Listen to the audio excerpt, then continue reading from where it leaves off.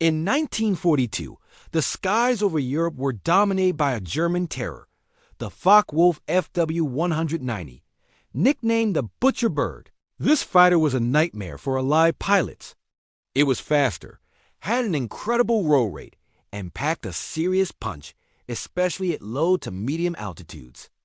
It easily outclassed early P-47 Thunderbolts and even the legendary Spitfires, leaving Allied command scrambling for a solution. The Allies desperately needed to understand what made this plane so formidable. Then, on June 23, 1942, a stroke of unbelievable luck changed everything.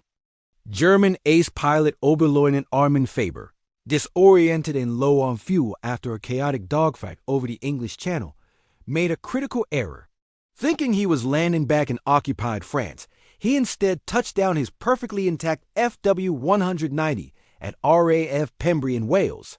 The British couldn't believe their eyes. It was one of the greatest intelligence coups of the entire war. Suddenly they had the enemy's best fighter, a gift from the sky. Engineers and test pilots swarmed the captured aircraft. They meticulously took it apart, analyzed every component, and flew it in mock combat. They confirmed the power of its BMW 801 engine and its revolutionary automatic engine management system. They also verified its astonishing roll rate, which allowed it to change direction faster than any Allied plane. But crucially, they also discovered its weaknesses. The FW-190's performance dropped off sharply above 20,000 feet, and its controls became extremely heavy in a high-speed dive, making it hard to pull up. This information was a game-changer, especially for American P-47 Thunderbolt pilots. The P-47, often seen as big and cumbersome, had a key advantage. Its turbo supercharger gave it excellent performance at high altitudes, exactly where the FW-190 struggled.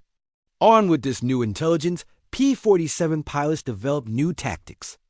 They stopped trying to outturn the FW-190 in low-altitude dogfights.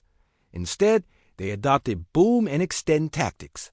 They would use their high-altitude advantage to dive on the FW-190s from above, make a single devastating attack pass, and then use their superior dive speed to escape, leaving the German pilots unable to follow. These new tactics completely flipped the script.